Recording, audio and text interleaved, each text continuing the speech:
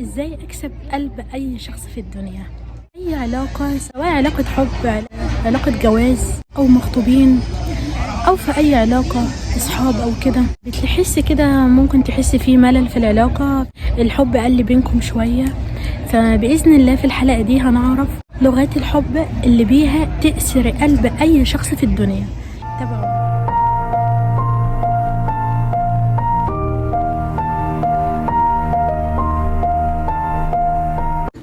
السلام عليكم، معكم آية من قناة كنت الدنيا مع آية. لو أول مرة تشوفيني أكيد بسرعة اشتراك وتابعيني. طبعا عارفين ان الحب ده اصلا حاجة اساسية في الكون، وان الحب ده حاجة جميلة قوي في الحياة. بس بيختلف من شخص لشخص. يعني ايه بقى؟ يعني في شخص مثلا لغة الحب عنده حاجة، وشخص تاني لغة الحب عنده حاجة تانية خالص. تمام. مثلا الزوجة تدي في حاجات وكلام ورومانسي وحاجات حلوة وافعال وكده، بس هو ممكن يكون لغة الحب عنده الهدايا مثلا، ممكن يكون لغة الحب عنده حاجة تانية خالص. يعني الحب عنده مش كده، وانت بتعمل ايه؟ انا مش فاهم، مش شايف، مش عارف انت بتقولي ايه، مش واخد باله، لان ايه؟ دي مش لغة الحب عنده.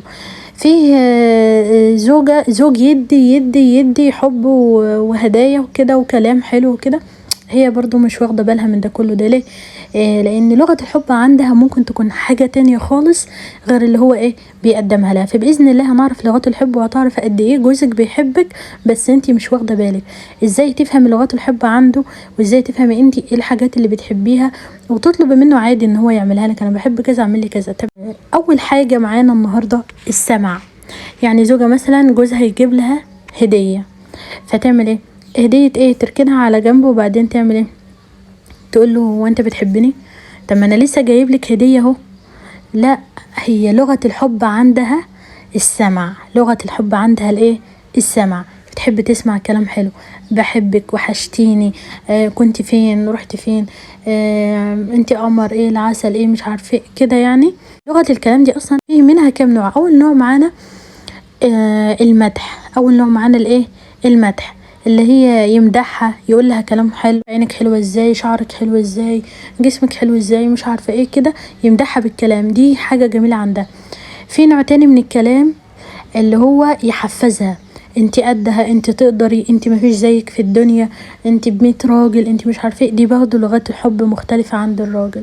في نوع تاني من الكلمات يشكرها على حاجه عملتها، اللي هو يدعمها في حاجه بتعملها. الكلام ده كله ده دي مش عندها هدايا ولا كل ده، ما يعتبرش عندها حب. لا، هي الحب عندها كلام حب بقى، مشاعر، الحاجات الجميله دي. من لغات الحب وهي الوقت.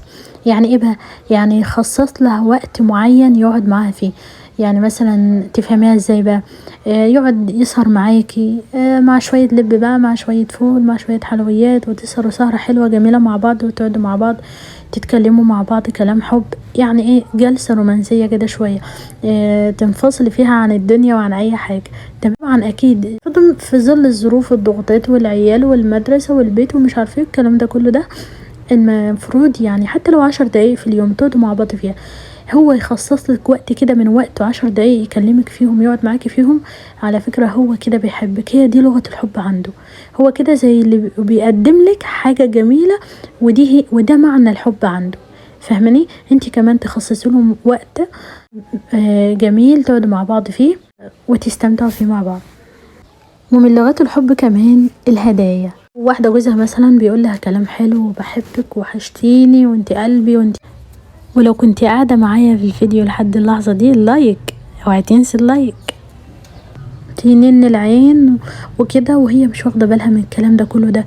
تقول له هو انت كلام وخلاص، بق كده على الفاضي، ما جيتش في يوم داخل عليا بحاجه حلوه، دايما داخل عليا ايدك فاضيه ليه؟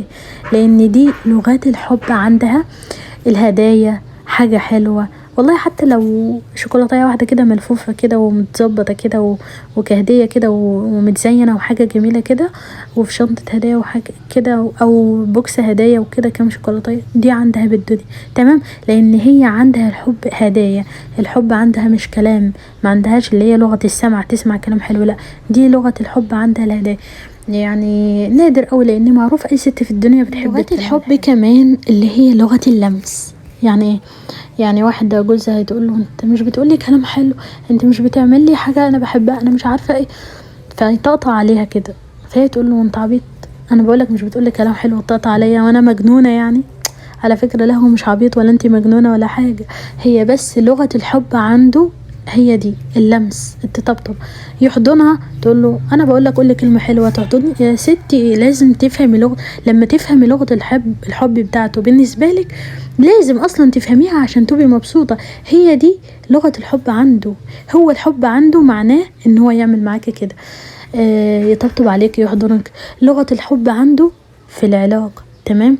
يعني مثلا انت تفهميها مثلا هو بس ما بيبقاش حلو معايا ولا كده غير لمزاجه بس، لا على فكره مش لمزاجه، هو عنده ان هو يفرحك ويبسطك بحاجه زي كده، بس انت مش فاهمه وانت مش واخده بالك، تمام؟ لغه الحب بتختلف، فلازم انت تفهمي لغه الحب بتاع جوزك، ولازم جوزك كمان عشان تعرفيه لغه الحب بتاعتك فانت تديها لنفسك الاول. يعني اي حاجه ناقصاكي، عايزه كلمه حلوه قولي لنفسك، عايزه مش عارفه حاجه حلوه اعمليها لنفسك، ولما انت تعمليها وتبقى واحده كده مكتفيه ذاتيا ومش محتاجه حاجه من حد، انا بكفي نفسي بنفسي، بالتالي هتلاقي هو كمان بيديك اللي انت عايزاه واكتر كمان.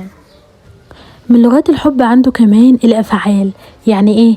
يعني تعبانه يقوم يدعوكلك شويه مواعين، يروقلك البيت، يعملك الاكل، كله ده تعتبر عنده لغه من لغات الحب. هو كده بيحبك بس انتي مش فاهمه، فلازم تفهمي لغه الحب بتاع جوزك عشان لما يعملك الحاجه دي تعرفي وتستقبليها وتتقبليها منه وتقولي هو فعلا بيحبني، لان هو فاهم ان الحب عنده ان هو يعمل لي الحاجه دي، تمام؟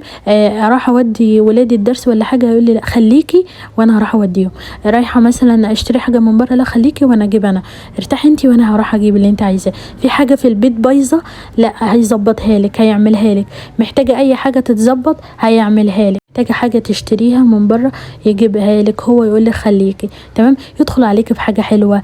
انت فاهمه ان دي انا مش فاهمه حاجه وانت بتعملي وانت كده بتحبني، ايوه كده بيحبك بس انت مش واخده بالك. فلازم تفهمي لغات الحب بتاع جوزك، الحاجه اللي انت عايزه تعرفيها عن الحاجه اللي انت محتاجه تعمليها، خليكي مكتفي ذاتيا واعملي لنفسك اللي انت عايزاه وبتطلبيه من حد، لا اعمليه انت لنفسك وان شاء الله هتلاقيه بيديك اللي انت عايزاه لما يلاقيكي مكتفيه ذاتيا، لما يلاقيكي مش مستنيه يعمل لي يجيب لي يخرجني يفسحني يوديني يجيبني، لا تمام؟ لما يلاقيك انت بتعملي اللي انت عايزاه بالعكس هيحبك اكتر وهيعملك اللي انت عايزاه وهيديكي زي ما انت عايزه واكتر كمان. انت تفهمي حاجه زي كده لازم تكوني عارفه لغات الحب بتاع جوزك عشان خاطر تعرفي ان هو بجد بيحبك. يا رب يكون الفيديو كده دخل على قلبكم بالطمأنينة، شير ولايك واشتراك، والسلام عليكم ورحمه الله وبركاته. سلام.